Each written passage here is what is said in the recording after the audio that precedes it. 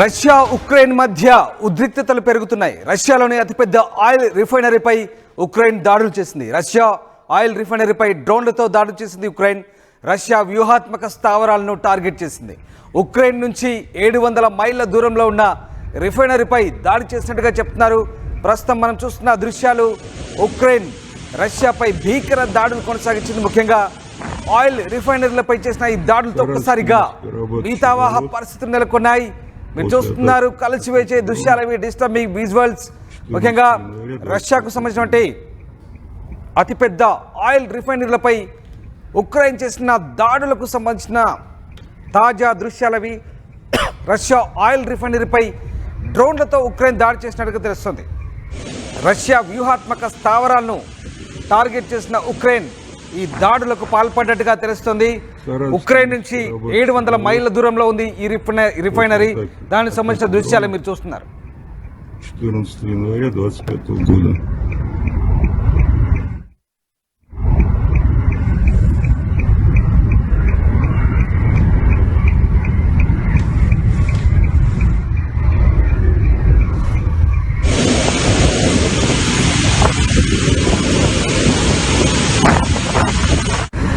Саратовский нефтеперерабатывающий завод. Right, Ukraine drones Taneco oil refinery పై దాడి చేసినట్టుగా తెలుస్తుంది. టటర్స్టాన్ లో ఉన్నటువంటి రష్యన్ రిఫైనర్లపై ఉక్రెయిన్ దాడి చేసినట్టుగా చెప్తున్నారు. దీనికి సంబంధించి స్థానిక వార్తా కథనాలు, కొన్ని వార్తలు ప్రచురిస్తున్న పరిస్థితి కనబడుతోంది. ఇక ఈ రిఫైనరీతో భారీ నష్టం వాటిల్లినట్టుగా చెప్తున్నారు. పూర్తిగా మౌలిక సదుపాయాలన్నీ కూడా దెబ్బతిన్నట్టుగా తెలుస్తుంది. రష్యాకు అత్యంత భారీగా నష్టం వాటిల్లినట్టుగా చెప్తున్నారు. అతిపెద్ద ఆయిల్ రిఫైనరీలో ఇదొకటిగా చెప్తున్నారు. ముఖ్యంగా ఉక్రెయిన్ చేసిన ఈ లక్షిత దాడులతో ఒక్కసారిగా టటరిస్టాన్లోని ఈ రిఫైనరీ పూర్తిగా దగ్ధమైనట్టుగా తెలుస్తుంది. మనం చూస్తున్న ఆ దృశ్యాలు తాజాగా ఉక్రెయిన్ చేసిన దాడికి సంబంధించిన దృశ్యాలు. ముఖ్యంగా ఈ దాడిలో కొంతమంది రిఫైనరీ కార్మికులు, అలాగే కొంతమంది స్థానికులు తీవ్రంగా గాయపడ్డట్టుగా తెలుస్తుంది. ఈ దాడిలో ఎంతమంది మరణించారనేది ఇంకా పూర్తి స్థాయిలో సమాచారం అయితే లేదు. మొత్తం మీద ఉక్రెయిన్ సంబంధించినటువంటి డ్రోన్ల దాడిలో, వ్యూహాత్మక దాడిలో భారీ నష్టం వాటినట్టుగా రష్యాకు చెప్తున్నారు. ఇక మొత్తం మీద ప్రస్తుతానికి ఈ రిఫైనరీ అయితే చాలా కీలక పాత్ర పోషిస్తుంది రష్యన్ మిలిటరీకి. ముఖ్యంగా రష్యన్ మిలిటరీకి ఈ రిఫైనరీ నుంచే పూర్తి స్థాయిలో కావాల్సినటువంటి ఇంధన సామాగ్రిని సరఫరా చేస్తున్నట్టుగా తెలుస్తుంది. సో ఈ రకంగా ఉక్రెయిన్ వ్యూహాత్మకంగా ఆ రిఫైనరీని ఎంచుకొని దాడి చేసినట్టుగా మనకు కనబడుతుంది. ఆ రిఫైనరీ అలాగే దానికి సంబంధించిన డిపోల మీద, చాలా కీలకమైనటువంటి డిపోలు ఇవి, ఆయుధ కర్మాగారాలు ఏ రకంగానైతే ఉంటాయో ఇంధన కర్మాగారంగా చెప్తున్నారు. రష్యా మిలిటరీకి సరఫరా చేసే ఇంధనం అంతా కూడా ఇక్కడ నుంచే వెళ్తుందని చెప్తున్నారు. సో ఆ డిపోల మీద వ్యూహాత్మకంగా దాడి చేసినట్టుగా చెప్తున్నారు.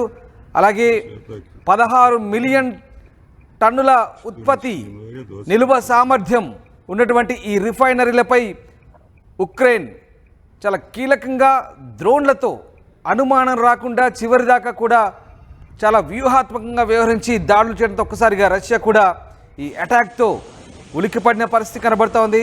మొత్తం మీద టనెకో రిఫైనరీ మీద చేసినటువంటి ఈ దాడితో ఒక్కసారిగా రష్యా ఉలిక్కిపడ్డ పరిస్థితి. దాదాపు 1300 కిలోమీటర్ల దూరంలో ఉన్నటువంటి ఈ లక్ష్యాన్ని, బార్డర్స్ని ఛేదించుకొని ఉక్రెయిన్ డ్రోన్లు ఈ దాడికి తెగబడ్డట్టుగా చెప్తున్నారు.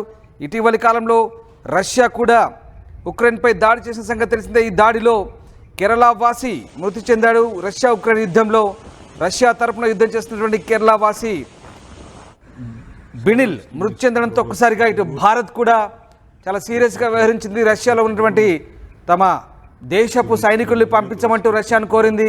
దీనికి పుతిన్ కూడా గతంలోనే అంగీకరించారు. కానీ బినిల్ తన ఇష్టపూర్వకంగానే సైన్యంలో కొనసాగుతూ మృతి చెందినట్టుగా చెప్తున్నారు. సో ఆ రకమైనటువంటి ఉద్రిక్త పరిస్థితులు అయితే కొనసాగుతున్నాయి.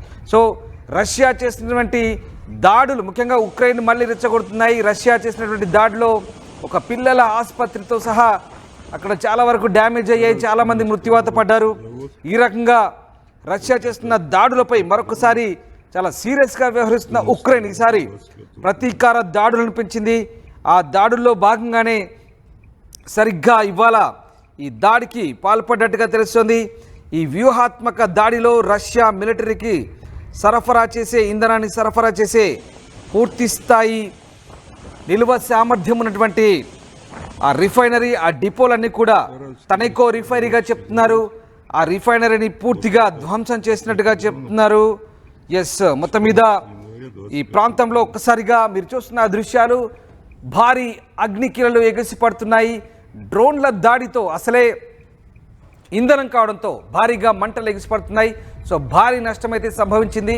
రష్యా మిలిటరీకి ఇది ఒక పెద్ద దెబ్బగానే చెప్పుకోవచ్చు. Саратовский нефтеперерабатывающий завод.